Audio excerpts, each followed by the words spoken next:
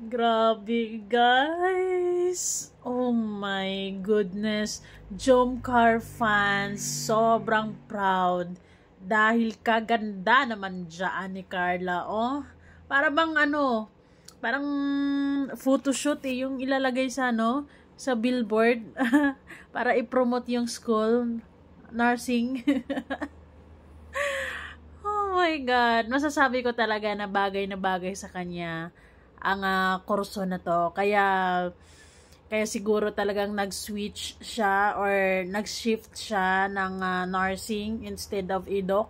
Kasi talagang dito mo makikita sa kanya na ang blooming, guys. Kita nyo yan? Grabe ang face card.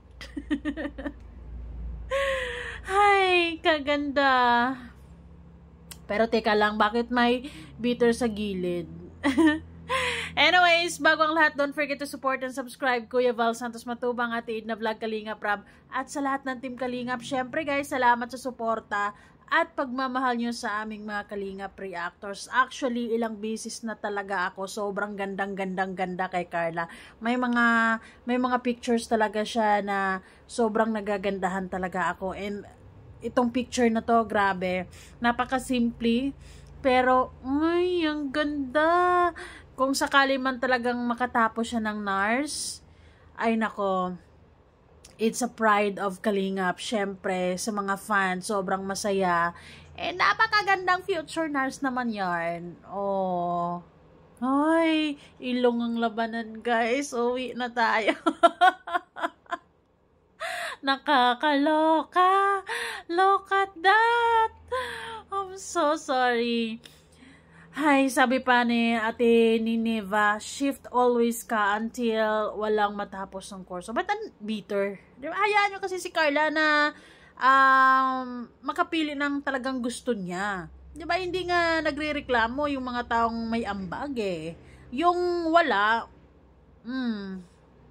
alangan naman, itutuloy niya yung ipupurso niya yung EDOC, hindi nga niya nagustuhan. 'Di ba?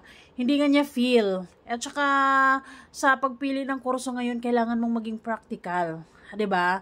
Kasi ang EDOC kasi, alam mo 'yon, sa dami-daming mga extra dito sa Pilipinas, maraming mga nakagraduate diyan, may mga board passers pa na wala silang item or hindi sila nakakapagturo, kaya yung iba ay na lang ng ibang bansa, so on and so forth, kung ano pa mga ginagawa nila, may mga nagko-call center. Unlike kapag nursing, I believe na maraming opportunities, 'di ba? Pwede kang ibang bansa, basta marami. Ayun. So, I believe na talagang ito yung gustong-gusto ni Carla talaga. Kasi una naman talaga, nursing naman talaga yung kinukuha niya. And then, biglang nagbago yung isip, maybe, kung ano mang naging factor ng mga panahon na yon, and then nag-EDOC siya for like first year, isang taon, 'di ba? And then siguro while andon siya sa kurso na yon, or 'di ba, talagang nangingibabaw sa puso niya na gusto talaga niyang maging nursing, 'di ba? And this is it. Oh my God, ang ganda. Ang gaganda naman ng mga future nurse ng Kalingap. Si Joy, itong si Carla Bell, at saka si Eden. Sino pa bang mga future nurse? Diba? Hindi basta-basta yung course na yan. Talagang bukod sa ganda ang labanan, hindi naman. Utak, diba?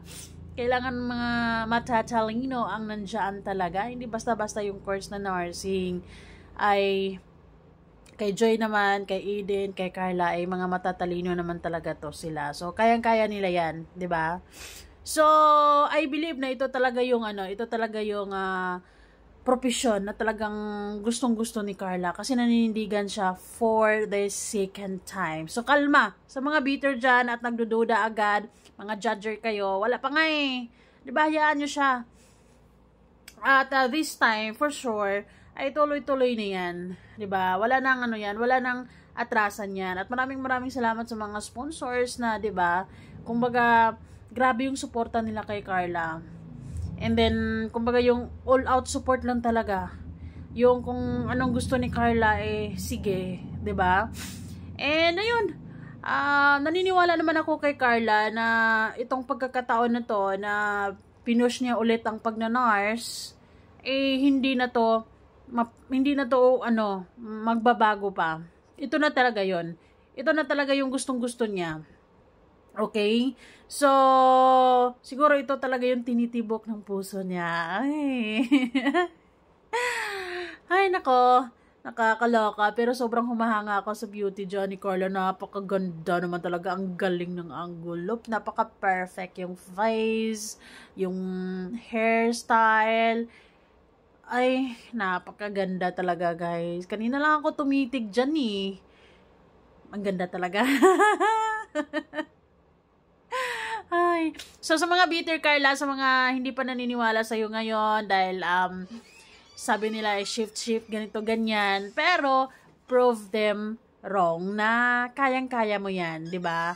Nakikita ko sa kanya ngayon na ang blooming niya, fresh, at feeling ko, bukod sa nagmamahalan talaga sila ni Kalingap Jomar, andun yung saya, andun yung lalo na kasama siya sa Kalingap na talagang tinatangkilik ngayon. Pero yung siguro talagang masaya din siya sa course na yan.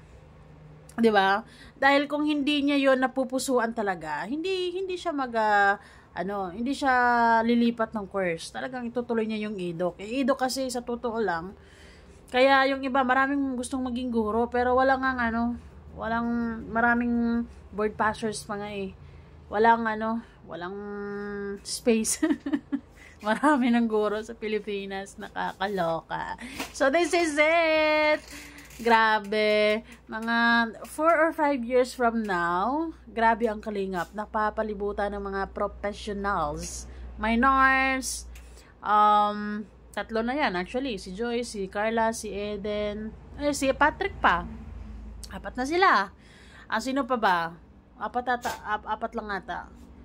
Di ako sure kung anong course ni Marian or yung the rest of the Kalingap Angels. Basta sila yung si Biancy naman hindi naman nursing accountant tata yung kinuha niya. So ayun, basta sobrang nagagandahan ako kay Carla sa pictures na yan, and kaya marami sigurong na-trigger. Kung hindi maganda, maraming bashers. Kung maganda, may bashers pa din. Wala na talaga tayong mapupuntahan nito. Basta, Carla, enjoy lang, and alam kong kaya mo yan, syempre, di ba? Ikaw pa ba?